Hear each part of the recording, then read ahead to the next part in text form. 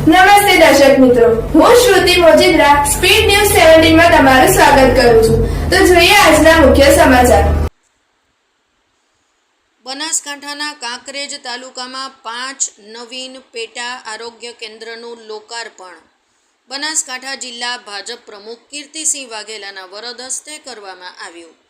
પ્રાપ્ત વિગતો અનુસાર કાંકરેજ તાલુકા બ્લોક હેલ્થ ઓફિસર પિયુષભાઈ ચૌધરી દ્વારા સુંદર કામગીરીનું એક ઉત્તમ ઉદાહરણ પૂરું પાડ્યું છે.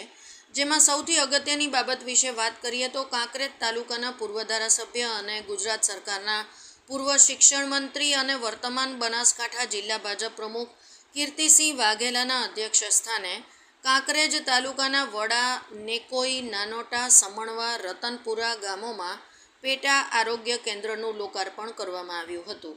ત્યારે હવે સરકાર દ્વારા આ 5 કેન્દ્રોને આયુષ્યમાન આરોગ્ય મંદિર તરીકે પણ નામ આપ્યું છે.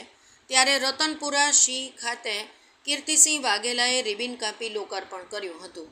જેમાં કાંકરેજ તાલુકા બ્લોક હેલ્થ ઓફિસર પિયુષભાઈ ચૌધરી, બનાસકાંઠા જિલ્લા ભાજપના પૂર્વ મહામંત્રી ભારતસિંહ ભટ્ટેસરિયા, કાંકરેજ તાલુકા ભાજપ પ્રમુખ ઈશ્વરભાઈ પટેલ, મહામંત્રી અમીભાઈ દેસાઈ, દિનેશભાઈ ઠક્કર, બુકોલી સરપંચ પતિ અરવિંદજી ગોહિલ સહિત મહિલાઓ અને પુરુષો સહિત કાંકરેજ તાલુકાના આરોગ્ય વિભાગના કર્મચારીઓ ખાસ કરીને ઉપસ્થિત રહ્યા હતા.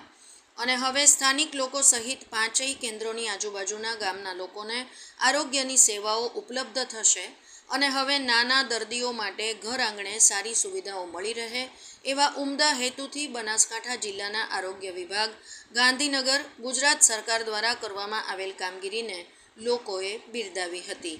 સ્પીડ ન્યૂઝ 17 ડિજિટલ લાઈવ અહેવાલ ઇન્દ્રસિંહ વાઘેલા, ઉત્તર ગુજરાત, સાથે શક્તિસિંહ વાઘેલા, શિહોરી, કાંકરેજ.